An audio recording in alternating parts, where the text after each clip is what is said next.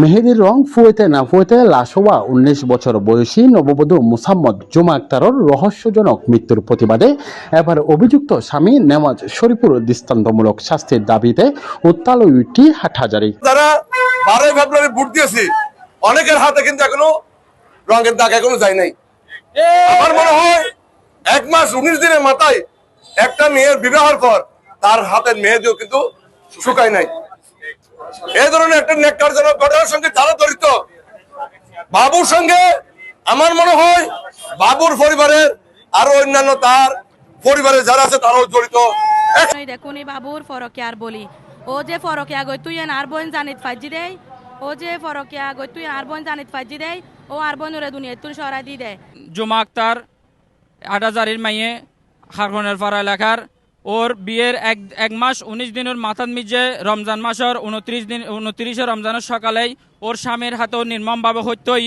গত শুক্রবার মার্চের 27 তারিখ জুমার নামাজের পর উপজেলার আমানবাজার এলাকাত নিহত পরিবার ও এলাকাবাসীর উদ্যোগে এক বিশাল মানববন্ধন ও বিক্ষোভ সমাবেশ অনুষ্ঠিত হইরাহি গত মার্চের 19 তারিখ দুজে হাটহাজারী উপজেলার আমানবাজার এলাকাত উগ্র বাসার দ্বিতীয় তলার শয়ন কক্ষতুন জুমার লাশ উদ্ধার করে হাটহাজারী মডেল থানা পুলিশ।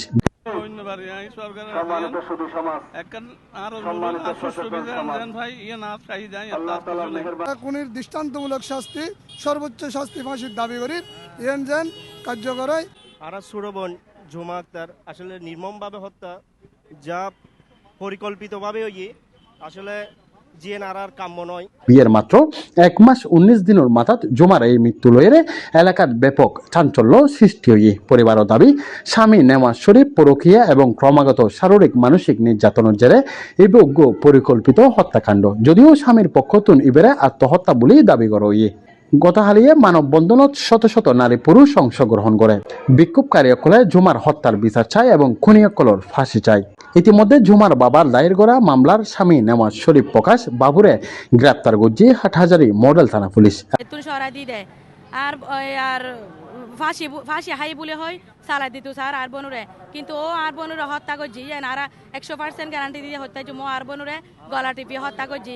আর কোনি বাবুর ফাঁসি চাই আর বনুর মৃত্যুর বদলে ওর মৃত্যু চাই। আর এলাকাবাসী সকল আলটিমেটাম দিয়ে যদি দ্রুত সময়ে চার্জশিট গঠন করে বিচার প্রক্রিয়া শুরু ন করে তবে তারা আরো কঠোর কর্মসূচি ঘোষণা করিবার লাই বাধ্য হব।